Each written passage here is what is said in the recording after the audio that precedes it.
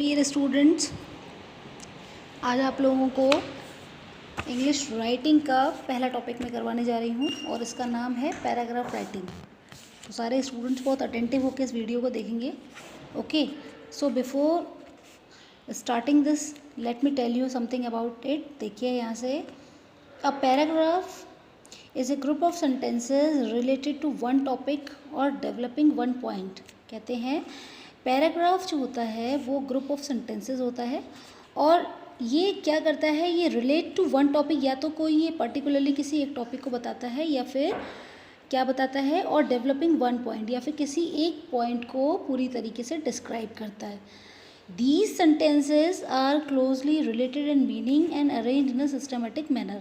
ये जो sentences होते हैं जिनके ग्रुप को हम पैराग्राफ कहते हैं, ये आपस में कनेक्टेड होते हैं पूरी तरीके से, और इस तरीके से इनको अरेंज किया जाता है सिस्टमेटिक मैनर में कि इसको समझ पाना पैराग्राफ को पूरी तरीके से आसान हो जाता है।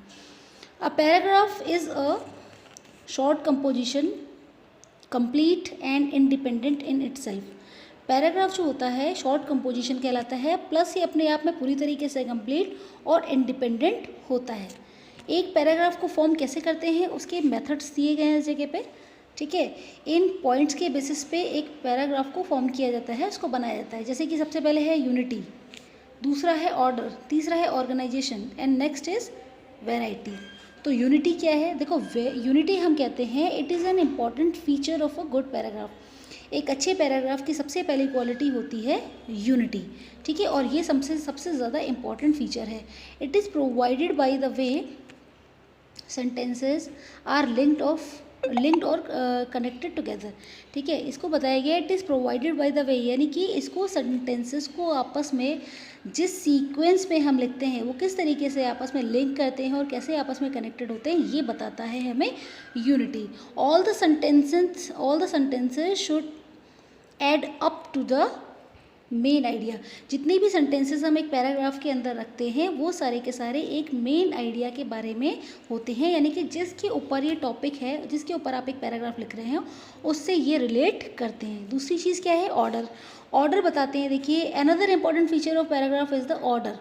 दूसरा इंपॉर्टेंट जो फीचर है पैराग्राफ राइटिंग का वो है order, in which its sentences are placed, यानी कि जिस सिमिट्री में सेंटेंसेस को प्लेस किया जाता है उसको हम ऑर्डर कहते हैं। Sentences must follow one another in a natural sequence, और सेंटेंसेस एक दूसरे में मतलब एक दूसरे को फॉलो करने चाहिए, बिल्कुल एक नेचुरल ऑर्डर में उसको फॉलो करना चाहिए। ऐसा नहीं है कि पता चला इस स्टार्टिंग में तो आपने कोई बात बता दी और फिर आप कुछ और लिंक कर रहे हैं तो वो रिलेट नहीं करेगा और पैराग्राफ एक मीनिंग नहीं दे पाएगा। Got it. अगला देखिए ऑर्गेनाइजेशन। अब ऑर्गेनाइज कैसे करते हैं।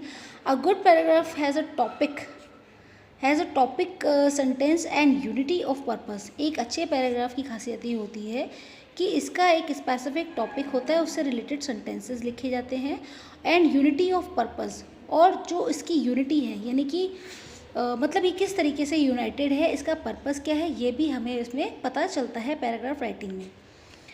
यूजुअली ये paragraph begins with a general statement. ज़्यादातर कोई भी पैराग्राफ हम लिखते हैं वो एक नॉर्मल या जनरल स्टेटमेंट से शुरू होता है, और आगे देखिए लीडिंग ऑन टू एग्जाम्पल्स, और आगे हम उसको एग्जाम्पल्स के साथ में लीड करते हैं, इलस्ट्रेशंस एंड एडिशनल इन्फॉर्मेशन। इसके अलावा जो इन्फॉर्मेशन प्लस में हमें देनी है वो इन्फॉर्मेशन भी हम आगे जाके ऐड करते हैं इस तरीके से। And the last trait of a good paragraph is variety, विविधता।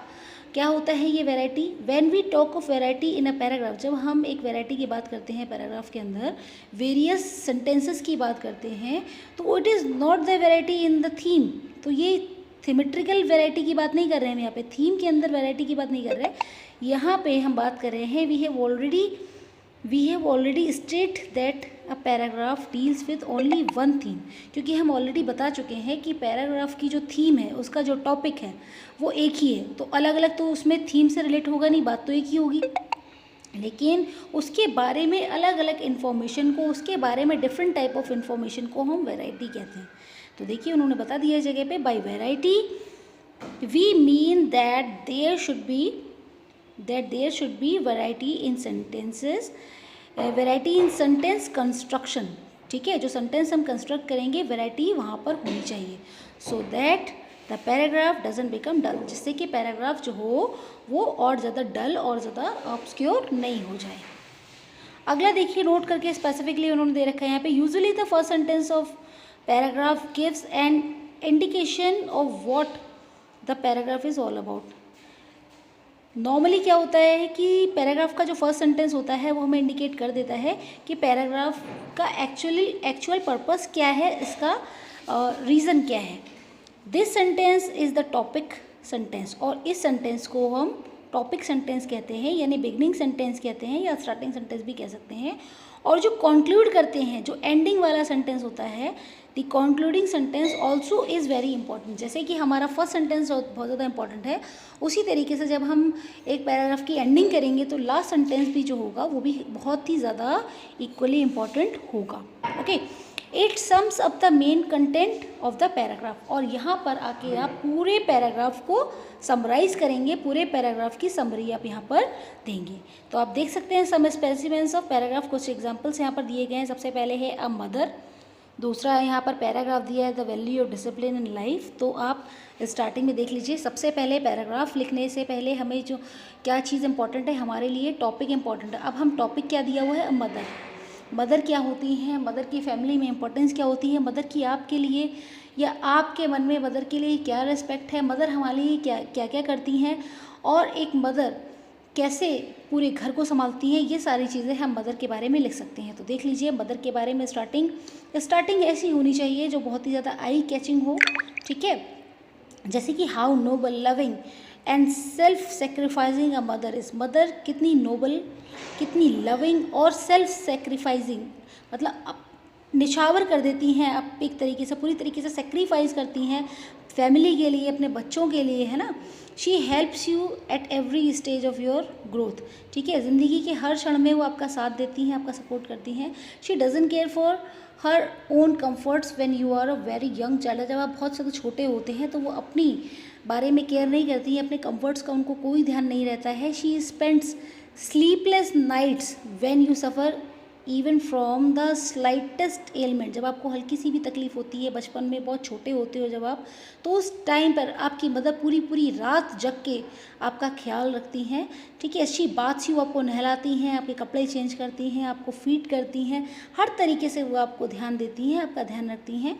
तो when you start going to school, जब आप स्कूल जाना शुरू करते हैं, she is there to help you, आपको हेल्प करती हैं हर तरीके से विद योर लेसन्स, आपके लेसन से लेके आपके लंच तक, ठीक है, आपके कपड़ों से लेके हर एक चीज़ से आपका ध्यान रखती है। Besides she is there to see that you from the, क्या लिखा है, that you form the right kind of habits, और उन बातों का भी ध्यान रखती हैं कि आपके अंदर अच्छी अच्छी बातें आएँ, आप मैनर सीखें, आपका नेचर बिहेवियर चेंज हो, एटीट्यूड आपका सही हो, सही दिशा में हो।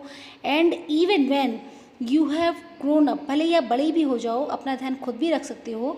Mother doesn't withdraw from you her loving care, और मदर तब भी आपका प्रोटेक्शन करना छोड़ती नहीं है, मदर तब भी आपकी केयर बराबर से करती हैं। She is your life long well wisher, और ज़िंदगी भर आपका वो एक वेल विशर की तरीके से रोल प्ले करती हैं। So it has been rightly said, इसीलिए हमेशा ये कहा जाता है that God couldn't be everywhere and therefore he made mothers, कहते हैं भगवान हर जगह हर समय अवेलेबल नहीं रह सकते, इसीलिए भगवान ने हर घर में मदर को भेजा है, पेरेंट्स को भेजा है एक तरीके से, जैसे कि वो आपको लुक आफ्टर कर सकें, आपको प्रोटेक्शन दे सकें। इसीलिए हमें हमेशा अपने पेरेंट्स का, अपने बड़ों का हमेशा सम्मान करना चाहिए। तो ये तो बात हो गई पैराग्राफ की। तो पूरा का पूरा पैराग्राफ देख सकते हैं, मदर के सेक्रीफाइसेस से लेके from the beginning till the end क्या सपोर्ट है, ये सारी चीज़ें हमें पैराग्राफ के अंदर लिखनी है। जितने वंडरफुल वर्ड्स आप इसमें लिख सकते हैं वो आपकी इंग्लिश को और भी ज़्यादा इन्हेंस करेंगे। इसके लिए आप अपनी वोकैबुलरी को भी स्ट्रॉन्ग करिए। तो बेटा आज के वीडियो में बस इतना ही। पैराग्राफ राइटिंग के ऊपर आपको पूरी तरीके से ध्यान देना है, और आप ध्यान रखिएगा आप अपनी कॉपी जो आपकी इंग्लिश ग्रामर की नोटबुक है उसको 2 पार्ट्स में डिवाइड कर लीजिए। In the sense 50% is for grammar section and remaining 50% is for writing section. तो राइटिंग सेक्शन की स्टार्टिंग हो रही है पैराग्राफ राइटिंग से, तो ये आप टॉपिक लिखेंगे। एंड आफ्टर दैट ये main features of a paragraph, अपने यूनिटी ऑर्डर, ये सब इसमें एक एक दो लाइन हर टॉपिक में से उठा के आप, हर पार्ट में से उठा के आप लिखेंगे। एंड आफ्टर दैट ये तो सब इसमें लिखा हुआ है, इसको ऐसा इसमें कुछ भी करना नहीं है। बस आप ये ध्यान रखिएगा। इसमें कोई क्वेश्चन देखते हैं अगर, हाँ जैसे कि देखिए बेटा, जैसे इसमें ये वाला क्वेश्चन दिया है, सम पैराग्राफ टू बी डेवलप्ड। अब यहाँ पर आपको हिंट दी गई है, ठीक है।